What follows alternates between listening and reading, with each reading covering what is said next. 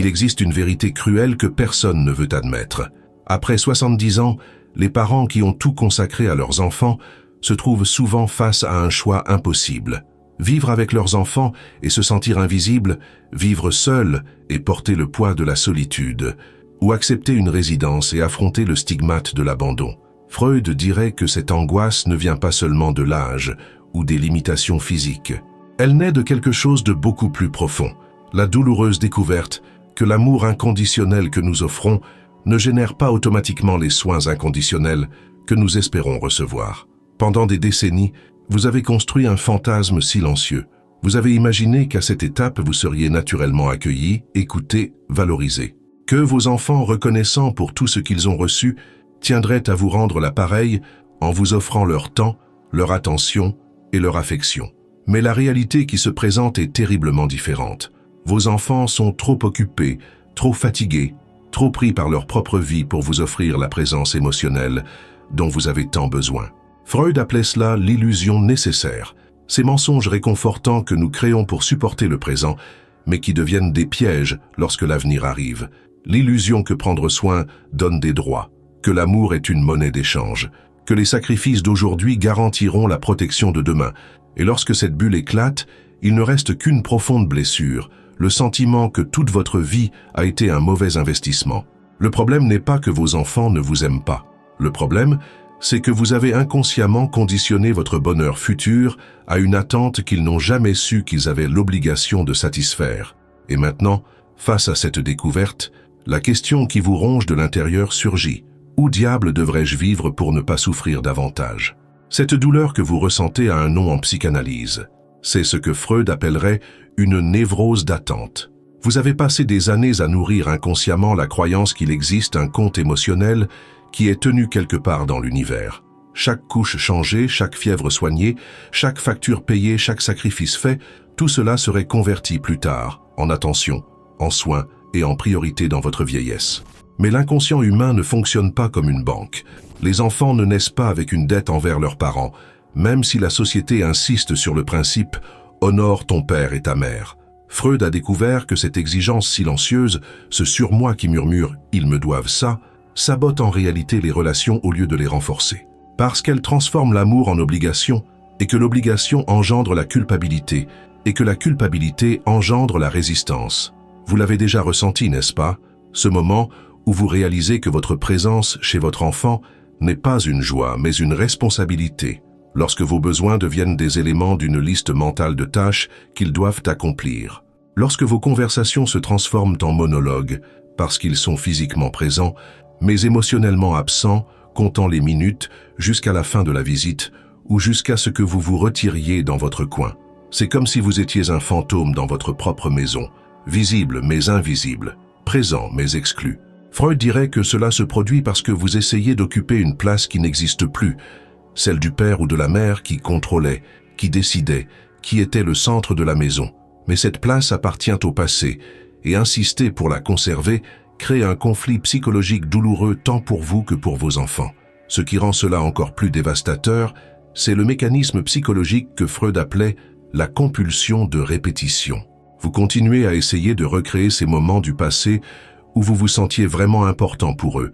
Vous vous souvenez quand ils rentrèrent de l'école et couraient vous raconter leur journée, quand ils venaient chercher du réconfort après une déception amoureuse, quand ils vous demandaient à votre avis avant de prendre des décisions importantes. Vous essayez inconsciemment de provoquer à nouveau ces situations, mais elles semblent désormais forcées, artificielles, embarrassantes. Le pire, c'est que vous percevez leur résistance, mais vous l'interprétez complètement de travers. Quand ils évitent les longues conversations, vous pensez « ils ne m'aiment plus ». Quand ils partent régler des problèmes sans vous consulter, vous avez l'impression qu'ils ne vous respectent pas. Quand ils préfèrent regarder la télévision plutôt que de discuter, vous en concluez qu'ils ne se soucient pas de vous. Mais Freud nous montrerait que cette résistance n'a rien à voir avec vous, mais plutôt avec la pression psychologique qu'ils ressentent lorsqu'ils se rendent compte qu'ils ne peuvent pas répondre à vos attentes émotionnelles. Il existe un schéma cruel dans cette dynamique. Plus vous montrez que vous avez besoin d'attention, moins vous en recevez. Plus vous essayez de vous insérer dans les conversations, plus vous avez l'impression d'interrompre quelque chose. Plus vous recherchez la validation, plus vous vous sentez invalidé. Freud expliquerait cela par le concept de résistance. Lorsqu'une personne se sent poussée à donner quelque chose qu'elle n'a pas à ce moment-là, son instinct naturel est de se retirer. Vos enfants sont peut-être véritablement surchargés. Travail, enfants en bas âge, problèmes financiers, relations compliquées, pression sociale. La vie adulte moderne est une course constante contre la montre. Et dans cette course, malheureusement, ce qui n'est pas urgent finit par être reporté. Et vous, qui étiez autrefois leur priorité absolue, vous êtes désormais en concurrence avec un monde entier de demandes immédiates. Il existe également ce que Freud appelait le transfert générationnel. Vos enfants peuvent inconsciemment reproduire avec vous les mêmes schémas qu'ils ont connus à l'adolescence, ce besoin naturel de s'éloigner de leurs parents pour construire leur propre identité. Mais aujourd'hui, plutôt qu'un éloignement temporaire lié à l'adolescence, il s'agit d'un éloignement permanent lié à l'âge adulte.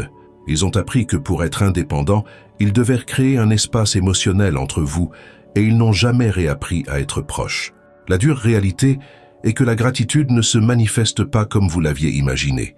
Vos enfants peuvent être profondément reconnaissants pour tout ce que vous avez fait, mais cette gratitude s'exprime dans la vie qu'ils ont construite, dans les valeurs qu'ils portent en eux, dans la capacité d'aimer qu'ils ont développée, pas nécessairement dans la disponibilité émotionnelle quotidienne que vous désirez tant.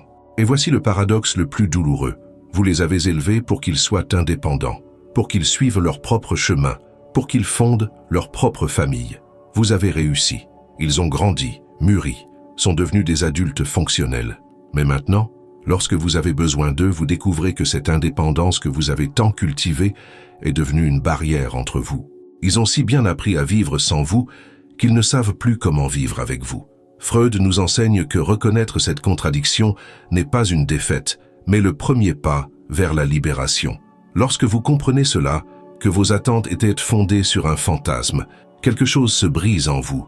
Mais c'est précisément dans cette rupture que réside la possibilité de construire quelque chose de nouveau, de plus réel, de plus sain. Et c'est dans ce moment de fragilité que surgit le deuxième piège psychologique, la romantisation de la vie familiale multigénérationnelle. Vous regardez ces photos de fin d'année, les publicités pour la margarine, les histoires que vous entendez à l'église, et vous pensez c'est comme ça que ça devrait être. 3 générations vivant harmonieusement sous le même toit, partageant des histoires, se répartissant les responsabilités, créant des souvenirs affectifs. Freud appellerait cela de la projection. Vous projetez vos désirs inassouvis dans un fantasme de ce que devrait être la famille. Mais la réalité psychologique de la vie familiale à un âge avancé est beaucoup plus complexe que ne le suggèrent ces images édulcorées. Lorsque vous emménagez chez votre enfant, vous ne changez pas seulement d'adresse.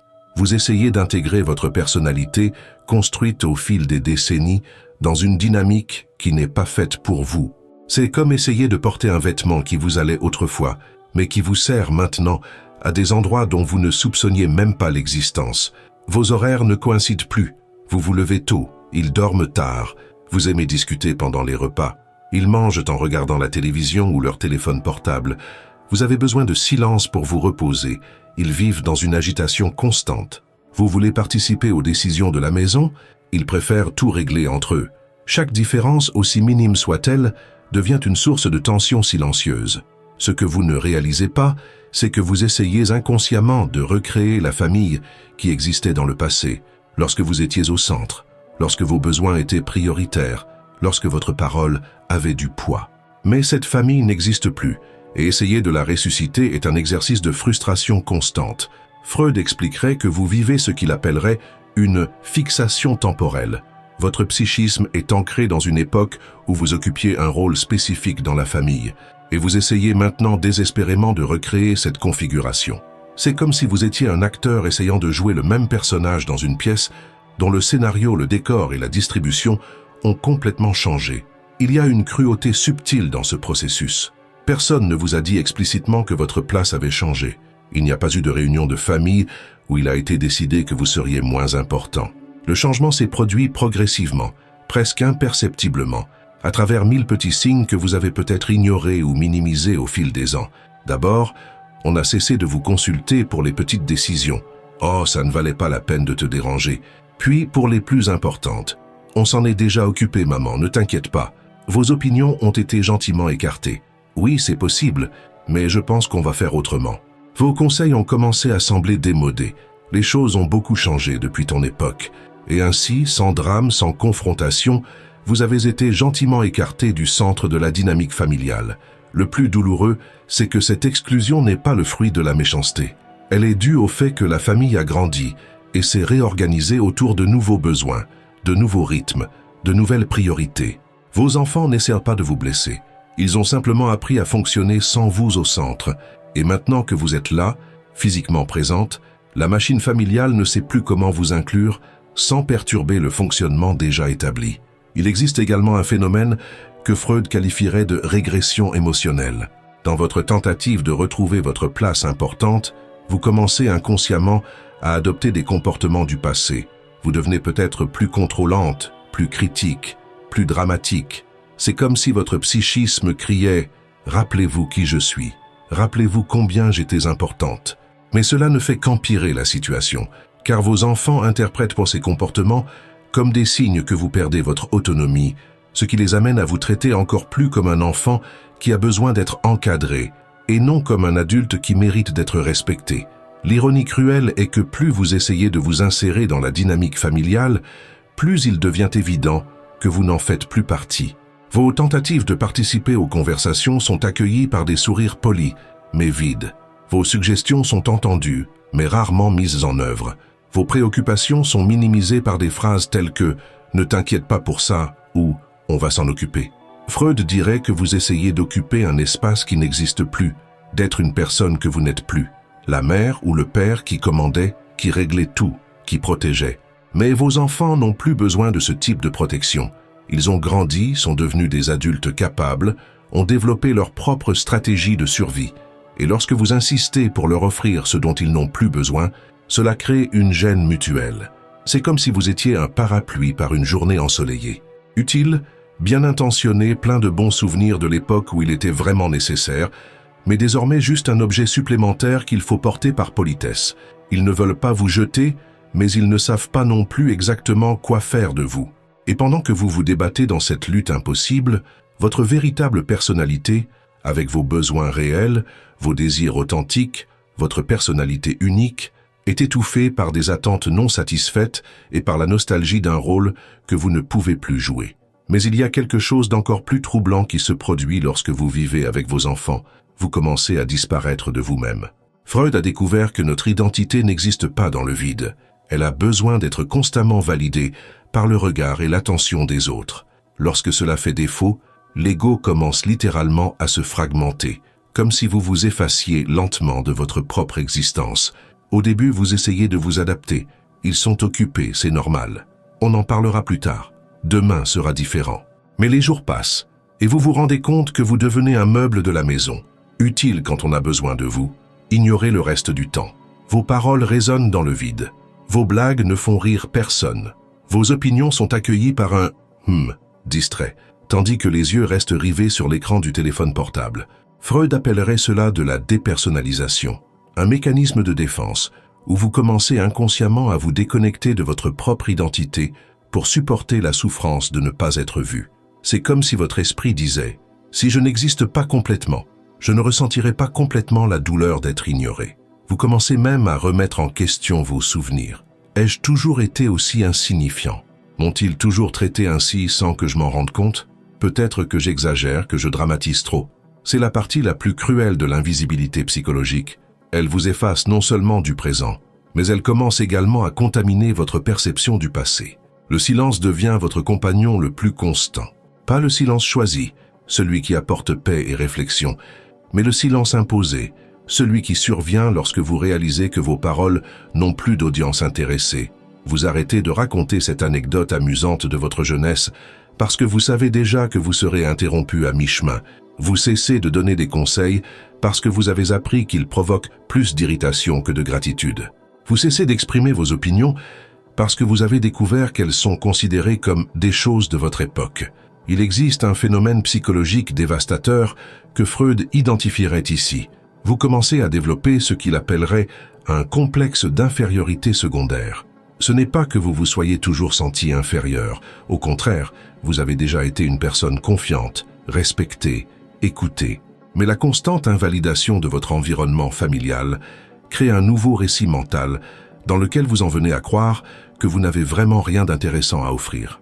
Vos enfants peuvent même essayer de compenser de temps en temps. « Oh, maman est très calme aujourd'hui.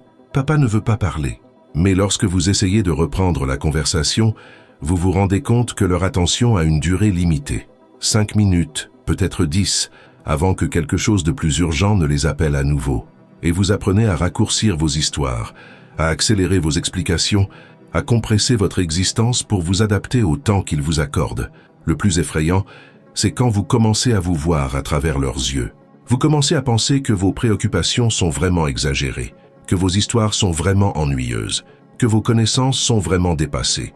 C'est comme si vous étiez lentement convaincu que votre insignifiance est méritée, naturelle, inévitable.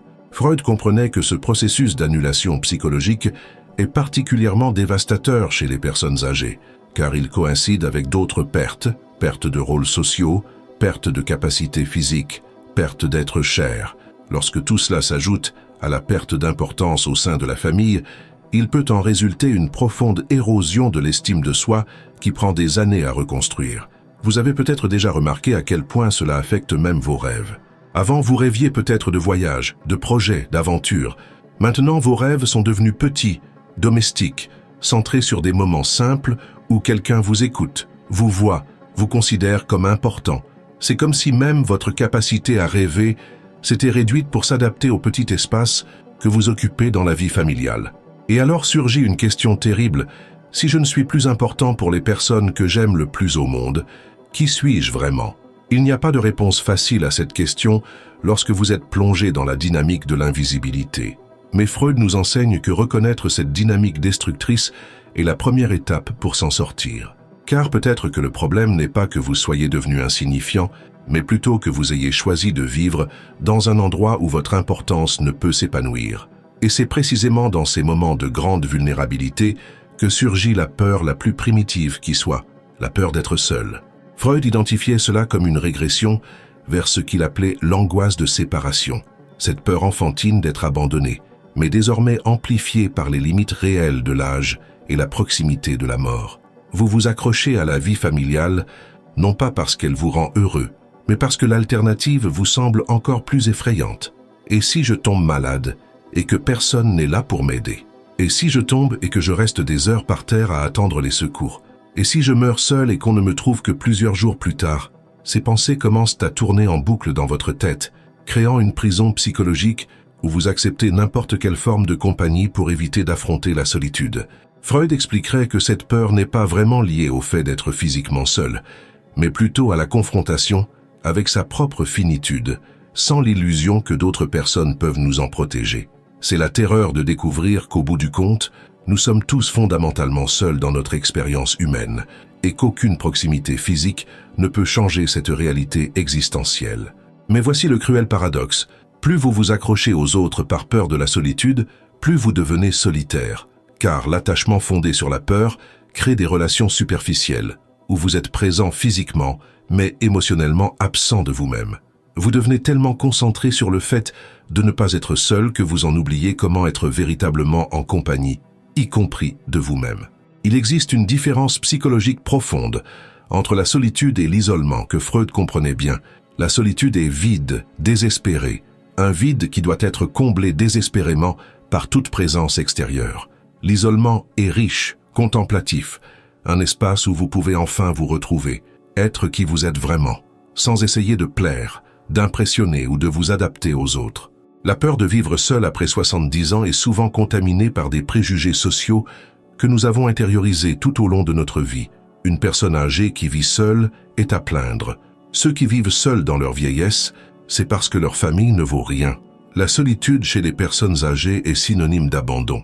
Mais ce sont là des récits créés par une société qui a peur de sa propre mortalité et qui projette ses terreurs sur l'image de la personne âgée solitaire. La vérité que Freud nous aiderait à voir est que beaucoup de personnes trouvent dans la solitude de la vieillesse une liberté qu'elles n'ont jamais connue auparavant.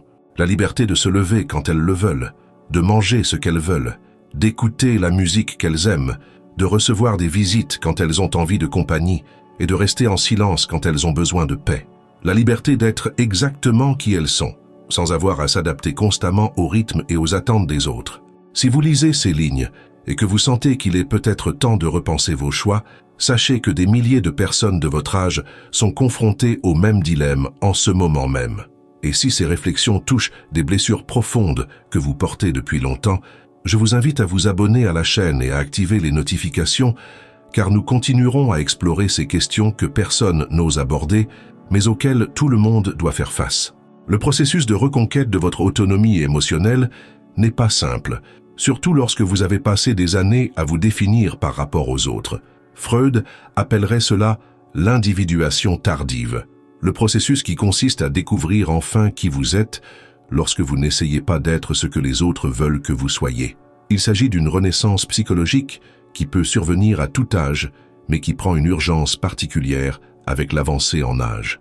Beaucoup de gens découvrent que la dépendance émotionnelle qu'ils ressentaient était en fait une habitude mentale, et non un besoin réel. Ils apprennent qu'ils peuvent faire face aux urgences médicales grâce à des systèmes de soutien adaptés, technologies de surveillance, services d'urgence, réseaux de voisinage. Elles découvrent que la présence physique constante d'autres personnes ne garantit pas une aide en cas de besoin.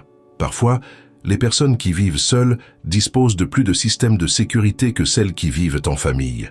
Mais le plus libérateur, c'est lorsque vous découvrez que vous pouvez être votre propre compagnie la plus intéressante. Que vos souvenirs, vos pensées, vos projets peuvent remplir vos heures avec plus de satisfaction que des conversations forcées ou des silences gênants. Que vous pouvez créer une routine qui respecte votre rythme naturel au lieu de lutter constamment contre lui. Freud nous enseigne que la véritable maturité émotionnelle survient lorsque nous cessons de confier notre bonheur à d'autres personnes. Et c'est peut-être exactement ce que la vieillesse nous offre comme cadeau final, l'occasion de découvrir que nous avons toujours été capables de nous suffire à nous-mêmes, mais que nous n'avons tout simplement jamais eu le courage d'essayer. Et puis nous arrivons à l'éléphant dans la pièce dont personne ne veut parler, la possibilité de vivre dans une maison de retraite. Rien que d'y penser, vous sentez déjà un nœud dans l'estomac, n'est-ce pas? Freud comprendrait parfaitement cette réaction viscérale. Elle ne vient pas seulement des préjugés sociaux, mais aussi de traumatismes psychologiques profonds associés à l'idée d'abandon, de rejet et de perte de contrôle. Pour beaucoup de gens, la maison de retraite est le symbole ultime de l'échec familial. Si je finis là-bas, c'est parce que mes enfants ne veulent plus de moi. C'est là qu'on met les vieux dont personne ne veut. C'est l'endroit où on va mourir dans l'oubli. Ces associations mentales sont si puissantes qu'elles vous empêchent même d'envisager rationnellement cette option, même si elle pourrait être la meilleure solution dans votre situation particulière. Freud expliquerait que cette horreur de l'institutionnalisation est souvent liée à des traumatismes d'abandon dans l'enfance qui ont été réactivés dans la vieillesse. Peut-être avez-vous été un enfant qui avait peur d'être abandonné, ou qui associait l'amour à une proximité physique constante.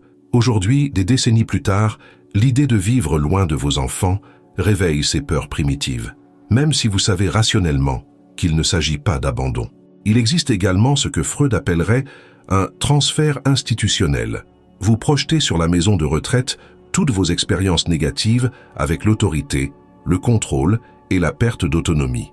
Vous imaginez que vous serez traité comme un enfant incapable, que vous perdrez le droit de prendre vos propres décisions, que vous serez réduit à un simple numéro sur une fiche de soins. Et malheureusement, certaines institutions fonctionnent réellement de cette manière, validant ainsi vos pires craintes. Mais voici ce qu'on nous dit rarement. Il existe des résidences qui fonctionnent comme de véritables communautés de personnes du même âge, où vous pouvez trouver des amitiés sincères, des activités stimulantes et des soins respectueux. Des endroits où vous n'êtes pas considéré comme un fardeau ou un problème à résoudre, mais comme un adulte avec une histoire, des préférences et des droits, où vous pouvez conserver votre intimité, vos habitudes et votre dignité, tout en ayant la sécurité de bénéficier d'une assistance professionnelle si nécessaire. Les préjugés à l'égard des maisons de retraite sont si profondément ancrés que de nombreuses personnes préfèrent vivre des situations de souffrance familiale évidentes plutôt que d'envisager cette alternative. Ils préfèrent être ignorés chez leurs enfants, accepter la solitude au milieu de la foule, renoncer à leur identité, tout cela pour éviter la stigmatisation liée à la vie en institution. C'est comme s'il valait mieux être malheureux d'une manière socialement acceptable que d'être heureux d'une manière que la société juge inacceptable. Freud nous montrerait que cette résistance irrationnelle nous empêche d'évaluer objectivement nos options. Lorsque vous éliminez la charge émotionnelle et les préjugés, vous pouvez vous poser des questions pratiques. Cette institution respecte-t-elle ma vie privée? Puis-je conserver mes habitudes et mes préférences? Sera-t-il des possibilités de socialisation authentique? Les soins médicaux sont-ils adéquats? Puis-je recevoir des visites quand je le souhaite? Me traite-t-on avec dignité? Beaucoup de personnes qui finissent par surmonter leurs préjugés et font l'expérience de la vie dans une bonne résidence rapportent un sentiment inattendu de soulagement. Soulagement de ne plus avoir à gérer les tensions familiales. Soulagement de ne plus se sentir comme un fardeau. Soulagement de pouvoir être soi-même sans gêne. Soulagement de voir sa routine respectée et ses besoins pris en charge par des professionnels formés et non par des membres de la famille qui le font par obligation.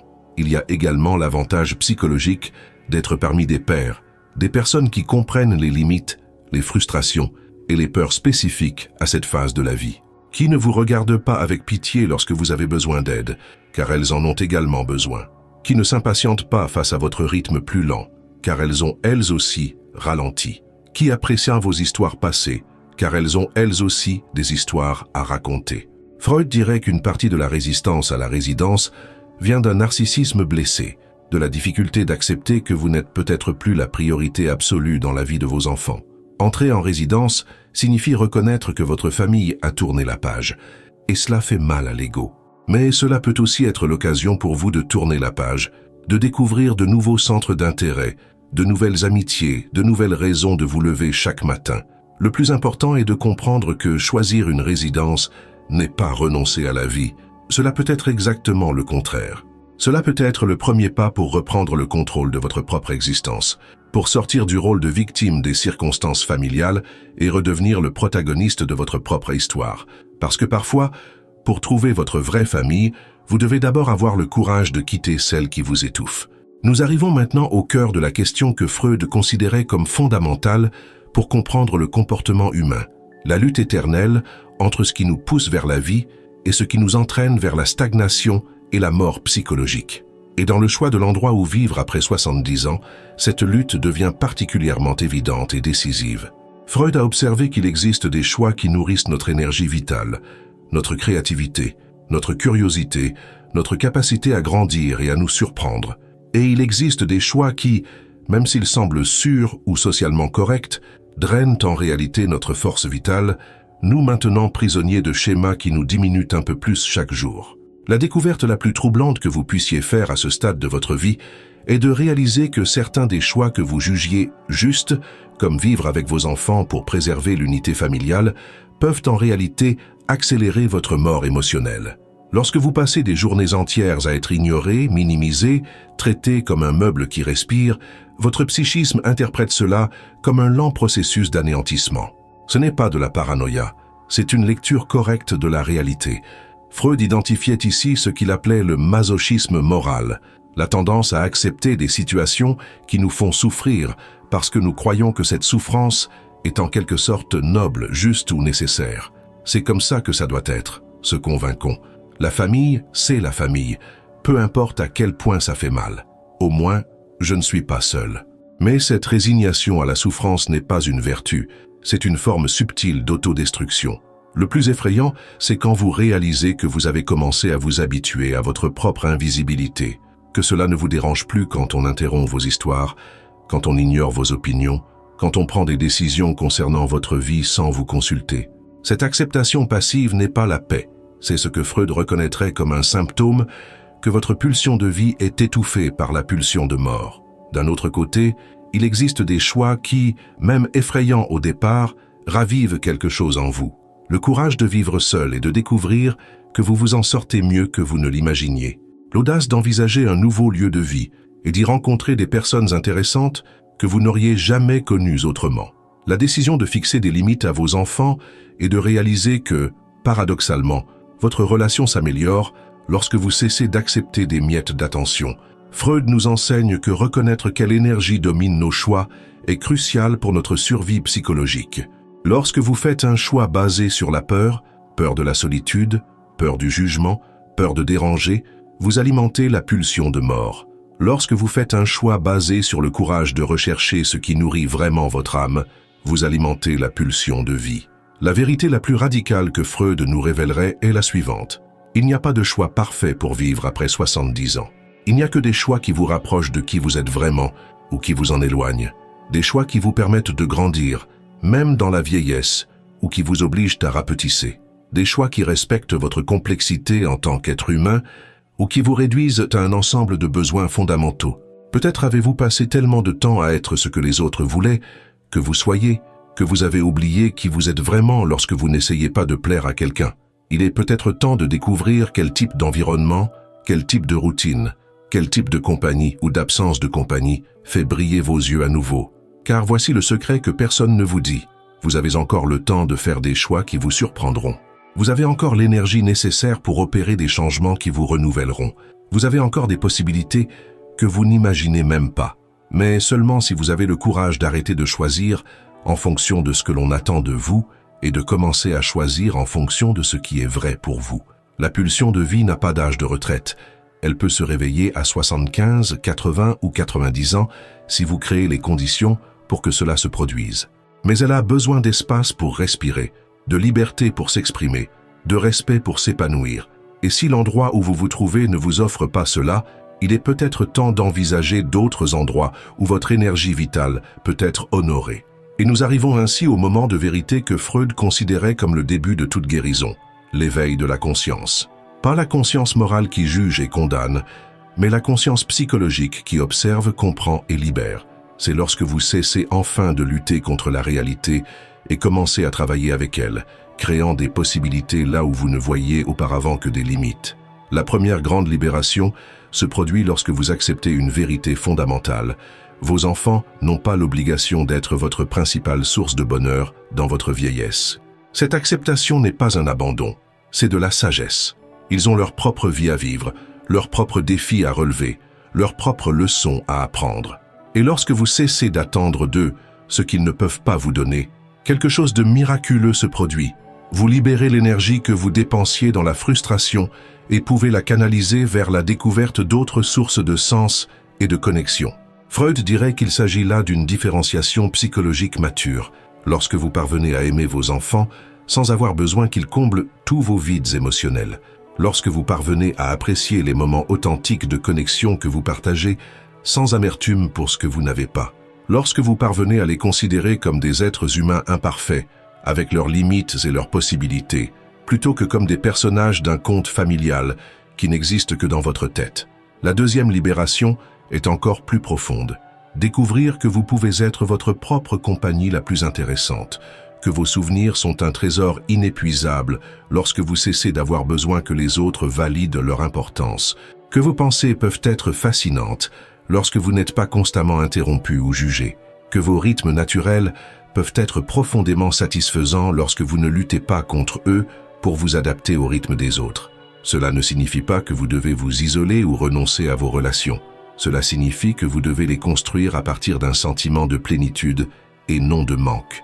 Lorsque vous n'avez pas désespérément besoin de l'attention des autres, paradoxalement, vous devenez plus intéressant à leurs yeux. Lorsque vous ne mendiez pas d'affection, vous pouvez l'offrir de manière plus généreuse et plus authentique. La troisième libération est peut-être la plus surprenante. Réalisez que cette phase de la vie peut être l'une des périodes les plus créatives et les plus transformatrices que vous ayez jamais vécues. Libérez des obligations qui ont défini vos décennies précédentes. Élever des enfants, construire une carrière, maintenir des apparences sociales, vous pouvez enfin explorer qui vous êtes lorsque vous n'essayez pas d'être utile à quelqu'un d'autre. Freud croyait que le processus d'individuation ne s'achève jamais, que nous pouvons toujours découvrir des aspects inconnus de nous-mêmes. Dans la vieillesse, cette découverte prend un caractère urgent et précieux. Vous n'avez plus des décennies devant vous, alors chaque prise de conscience, chaque moment d'authenticité, chaque choix courageux a une valeur accrue. La première étape pratique est simple, mais révolutionnaire. Dressez une liste de ce qui vous procure vraiment du plaisir, vous dynamise, vous fait vous sentir vivant.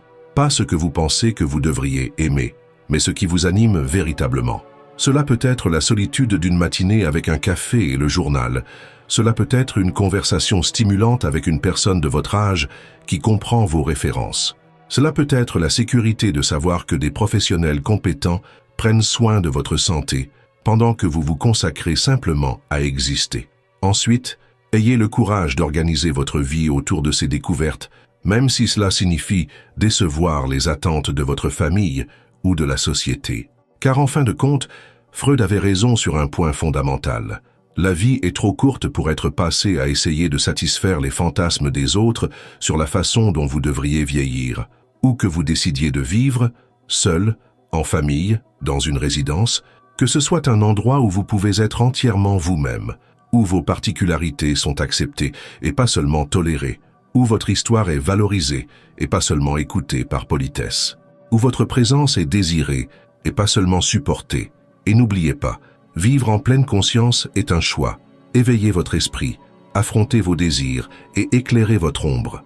Comptez sur moi pour vous accompagner dans cette aventure et continuez à suivre les prochaines vidéos de la chaîne.